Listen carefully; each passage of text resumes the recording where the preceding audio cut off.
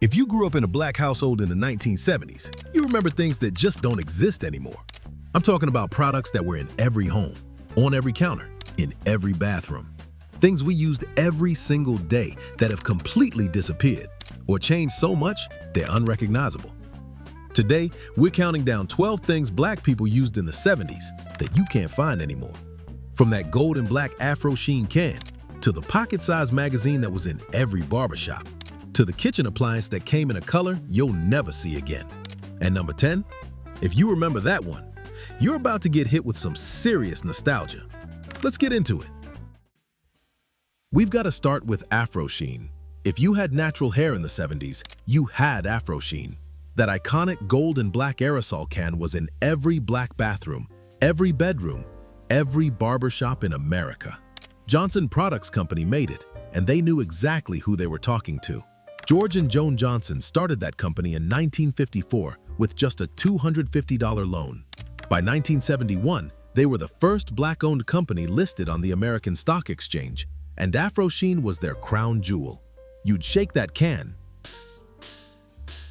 and that sound alone takes you right back, doesn't it? Then you'd spray it on your fro, and your hair would just glow. Not greasy, not heavy, just that perfect sheen that made your natural hair look like it was catching the light. And the smell. You can still smell it, kind of sweet, kind of fresh, kind of like confidence and pride in a can. Johnson Products didn't just sell hair products, they sold black pride. Their ads said things like, "Soul food for the natural." They sponsored Soul Train in 1971, making them the first black-owned company to sponsor a national TV program. Every Saturday, millions of black Americans watched Soul Train, and there was Afro-Sheen right there with us. By 1976, Johnson Products was doing $40 million in sales and had over 500 employees. But here's the thing, Afro-Sheen as we knew it, it's gone. The company got sold, the formula changed, and even though you might find something with that name today, it's not the same. If you remember that original gold can, you remember a time when we wore our natural hair loud and proud, and Afro-Sheen was right there celebrating it with us. Now, let's talk about Jet, that little pocket-sized magazine. Before 1970, it was only 4 inches by 6 inches, small enough to fit in a man's shirt pocket or a woman's purse. After 1970, it got a little bigger, but it was still that perfect size you could carry anywhere. Jet came out every single week. Every week, there was a new issue, and it was everywhere in the black community. You'd find it at the barbershop, the beauty salon, the corner store, the liquor store. You'd see it on your grandma's coffee table, right next to Ebony. Comedian Red Fox called it the Negro Bible, and that wasn't an exaggeration. Jet gave us everything. News, entertainment, sports, fashion, beauty tips, and that Beauty of the Week page that started in 1952 and became iconic. But Jet was more than gossip and pretty pictures. It documented our lives when nobody else would. It covered the Emmett Till murder in 1955, the Montgomery bus boycott, Martin Luther King Jr.'s work, the civil rights movement. Every major moment in black life was in Jet. By the 1980s, Jet was selling an average of 500,000 copies every single week. At its peak, nearly 900,000 people were reading Jet every week. It reached into homes, barbershops, and beauty salons across Black America. But that little pocket-sized print magazine, it's gone. The final print issue came out on June 23, 2014. Now, it's digital only. And that's not the same as holding that little magazine in your hand while you're waiting to get your hair done, or sitting in the barber's chair. If you remember Jet, if you remember flipping through those pages and seeing people who looked like you doing amazing things, then you remember what it felt like to be seen. Okay, this one might hit different. Flash cubes. Those little clear plastic cubes with 4 flash bulbs inside that you'd pop on top of your camera. You'd take a picture, the bulb would flash, pop, and then the cube would automatically rotate to bring the next bulb to the front. Kodak and Sylvania introduced flash cubes in 1965 for the Kodak Instamatic cameras. They were a game changer because before that, you had to deal with individual flash bulbs that could shatter and burn you. Flash cubes made it safe and easy. Each cube had 4 bulbs, 4 flashes. Then you'd toss it and pop on a new one. And the smell. After that flash went off, there was this burnt electric smell. You can smell it right now, can't you? Flash cubes were at every black family gathering in the 70s, every birthday party, every graduation, every Easter, every Christmas, every family reunion. Somebody's mama or auntie would be walking around with that Kodak Instamatic, snapping pictures, and you'd hear that pop, pop, pop all day long. Those pictures are the ones we still have. The ones in the old photo albums with the sticky plastic pages. The ones where everybody's dressed up in their best clothes, smiling, looking fly, hair laid with Afro-Sheen or Ultra-Sheen. Flash cubes were discontinued in the late 1970s when electronic flash technology took over. They're completely gone now. But if you remember that pop, if you remember posing for pictures while somebody fumbled with that cube trying to get it to rotate, then you remember a time when every photograph mattered. You didn't have 1,000 pictures on your phone. You had maybe 20 pictures from the whole year, and every single one was precious. And speaking of those cameras, the Kodak Instamatic. This camera came out in 1963, and by the 70s, it was the camera. Almost every black household had one. The Instamatic used 126 cartridge film, which made it super easy to load. You didn't have to mess with spools or worry about exposing the film. You just popped the cartridge in, snapped it closed, and you were ready to go. It was affordable, it was simple, it was portable, and when you paired it with those flash cubes, you could take pictures anywhere. This is the camera that documented black life in the 70s. Birthday parties, graduations, family reunions, church picnics, block parties, weddings, funerals, cookouts, everything.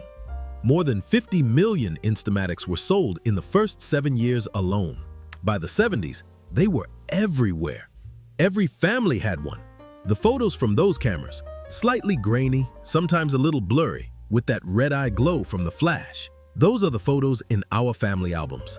Those are the images we have of our parents when they were young, our grandparents at the dinner table, our aunties and uncles getting ready for a night out. Kodak stopped making the Instamatic in 1988, but the memories it captured, those are forever.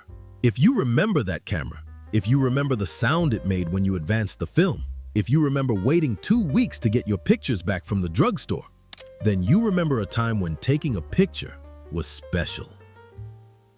Now let's talk about the colors that defined the 70s kitchen. Avocado green, harvest gold. If your family had a kitchen in the 70s, it probably had at least one appliance in one of these colors.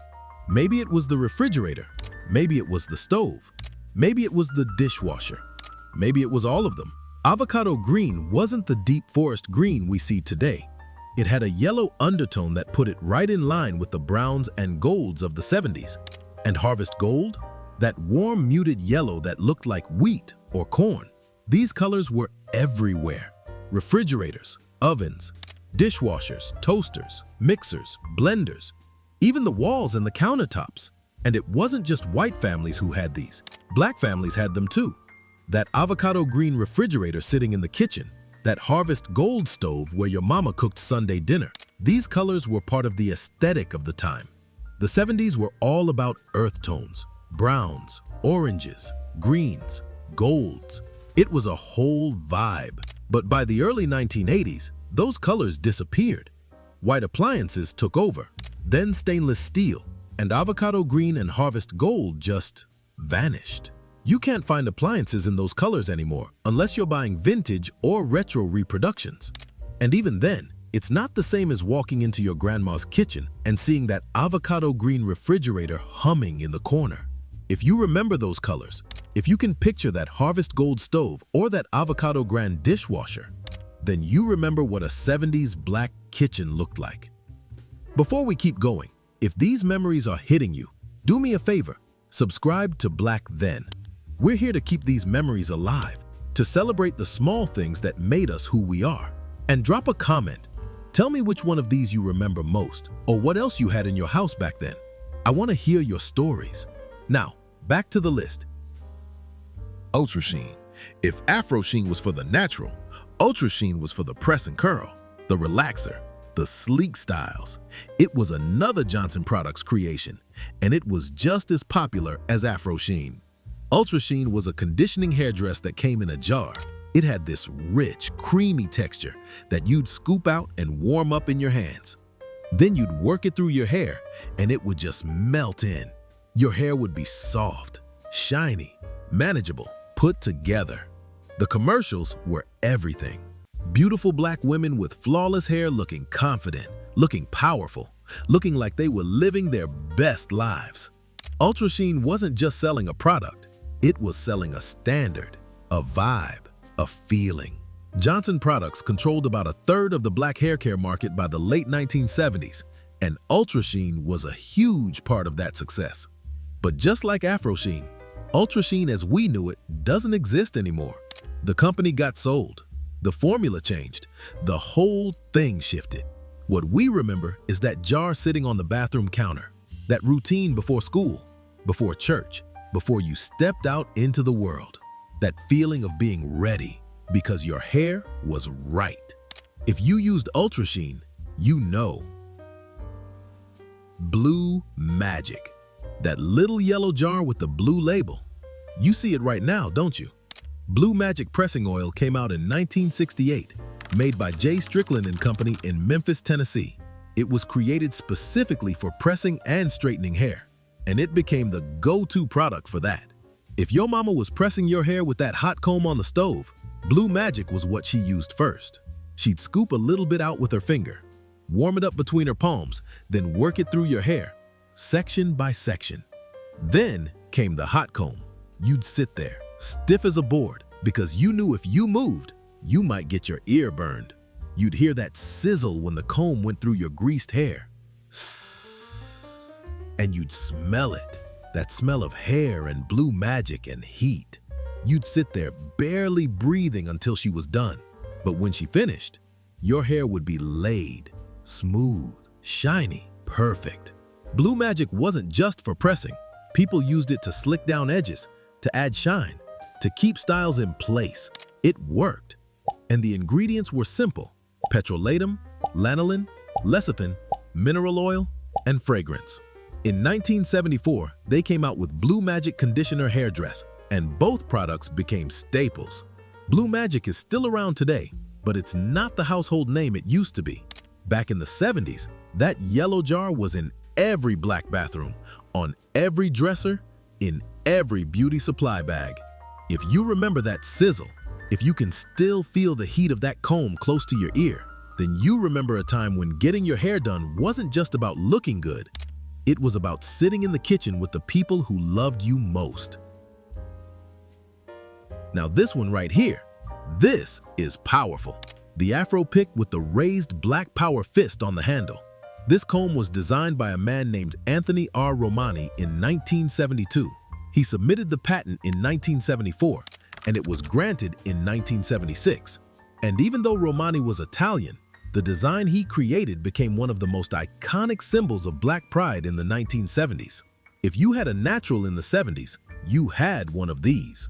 And it wasn't just a tool, it was a statement. That raised fist wasn't decoration, it was the Black Power salute. The same fist that Tommy Smith and John Carlos raised at the 1968 Olympics in Mexico City. It was a symbol of resistance, pride, self-determination, and unity. You'd carry that pick in your back pocket. You'd have it sticking out of your fro. You'd use it to shape your hair, fluff it out, make it big and bold and unapologetic. And everywhere you went, people knew what it meant. The pick said, "I'm black, I'm proud, and I'm not changing for anybody." Everybody had one. You'd see it at school, at the barbershop, at parties, at rallies. It was part of the culture. But you don't see it like that anymore. Afro picks still exist, sure. But that version, with the fist, with that specific cultural weight, with that political charge, that's a relic now. That's history. If you carried one of these, if you remember what it felt like to pick out your fro with that fist in your hand, then you remember a time when Black pride was loud, visible, and unapologetic. That's powerful. Electric can openers. Now, this might seem random, but hear me out. If you grew up in a black household in the 70s, you know that sound. Whir, click, pop. That was the sound of the electric can opener doing its job. And in the 70s, everybody had one. General Electric introduced a model in 1970 that had both a can opener and a knife sharpener built in. And of course, it came in avocado green or harvest gold to match your kitchen. The electric can opener sat on the counter, usually near the stove. It had a little magnet that held the can in place while the blade cut around the lid. You'd press the lever, it would start whirring, and in seconds, the can was open. It was one of those appliances that symbolized modern convenience. You didn't have to struggle with a manual can opener anymore. You just pressed a button, and it was done. And that sound? That sound meant somebody was cooking. It meant your mama was opening a can of tomato sauce for spaghetti, or a can of green beans for dinner, or a can of peaches for dessert. Canned goods were huge in the 70s, convenient, affordable, easy to store, and the electric can opener made using them even easier. But these days, you don't see electric can openers like that anymore. Most cans have pull tabs now, and the ones that don't, people just use a handheld opener. That big, clunky, avocado green electric can opener that sat on the counter, that's a 70s memory. If you remember that sound, if you remember watching your mama use it while she was cooking, then you remember a time when even the smallest conveniences felt like a big deal. 8-track players. If you wanted to listen to music in the 70s, you had options. You had your record player at home. You had the radio. And if you wanted to take your music with you, in the car, to a party, wherever, you had 8-track. 8-track tapes were these big, chunky cartridges that held music on a loop of tape inside. You'd slide one into the player, and it would start playing. No rewinding, no fast-forwarding, just continuous music. A lot of black families had 8-track players in their cars. You'd be driving down the street, and you'd have Marvin Gaye or Earth, Wind and Fire or the OJs playing through the speakers. That was the soundtrack of the 70s. Some people had 8-track players at home too. You could get them as part of a stereo system or as a standalone unit. The sound quality wasn't perfect. Sometimes the tape would warble or get stuck, but it didn't matter. It was your music, on demand, wherever you wanted it. 8-track players were everywhere in the 70s, but by the early 80s, cassette tapes took over, and then CDs, and then digital music. 8-tracks are completely gone now. You can't buy them in stores. You can't find players unless you're looking for vintage equipment. But if you remember sliding an 8-track into the player in your car, if you remember the sound of those tapes clicking as they switched tracks, then you remember what it felt like to have your music with you wherever you went. Cast aluminum pots. Now this might sound random, but if you know, you know. These were the pots your grandma cooked with. Thick, heavy, cast aluminum pots that could take a beating and just keep going. They'd get discolored over time, kind of grayish, kind of worn, but they worked. Your grandma would make greens in one of these, neck bones, rice, beans, cornbread in a cast aluminum skillet. And the food that came out of those pots, you can still taste it. These pots were built to last. They held heat well, they cooked evenly, and your grandma knew exactly how to use them. She didn't need fancy cookware. She had her aluminum pots, and that was enough. Cast aluminum cookware was popular in the 70s because it was affordable and durable. A lot of black families used it because it worked and it didn't cost a lot of money. But these days, you don't see cast aluminum pots like that anymore. Cookware has changed. Non-stick came in. Stainless steel became the standard. Fancy enamel-coated pots became trendy. Those heavy aluminum pots sitting on your grandma's stove, that's a memory now. If you remember those pots, if you remember the sound they made when she was stirring something, if you remember the meals that came out of them, then you remember what good food tastes like. You remember when cooking was an act of love. And finally, Soul Train. Not the show itself, because Soul Train is legendary and will always be remembered, but the ritual, the experience. The Saturday morning tradition of watching Soul Train with your family. Every Saturday morning, millions of black Americans turned on the TV and watched Soul Train. It started in 1971, and by the mid-70s, it was a cultural institution. Don Cornelius hosting, the Soul Train line, the dancers with their perfect hair and fly outfits, the performances from the biggest names in soul, funk, and R&B, and the fashion. Oh, the fashion. Bell-bottoms, platform shoes, Bold prints, big collars. Afros picked out high and shining with Afro-Sheen. Hair pressed and curled and laid to perfection with Ultra-Sheen or Blue Magic. Soul Train wasn't just a TV show, it was a weekly celebration of Black culture, Black music, Black style, Black creativity. It was us, on TV, being unapologetically ourselves. And watching it was a ritual. You didn't just turn it on in the background. You sat down and watched. You tried to learn the dances. You talked about the outfits. You sang along to the music. Soul Train ran until 2006, but that Saturday morning ritual, that feeling of gathering around the TV with your family to watch Black excellence on display, that's a 70s memory. You can watch old episodes now. You can find clips online. But it's not the same as waiting all week for Saturday morning, turning on the TV and hearing that Soul Train theme song start playing. If you remember that, if you remember watching Soul Train with your family, if you remember trying to do the Soul Train line in your living room, then you remember a time when Black culture was front and center, unapologetic, and beautiful. So there you have it, 12 things that defined Black life in the 1970s and don't exist the way we remember them anymore. These weren't just products or shows. They were part of our daily lives. They were the sights, the sounds, the smells, the rituals that made us who we are. The gold and black Afro-Sheen can, the pocket-sized Jet magazine at the barbershop, the pop of the flash cube at family gatherings, the avocado green refrigerator in the kitchen, the whir of the electric can opener, the sound of Soul Train on Saturday morning.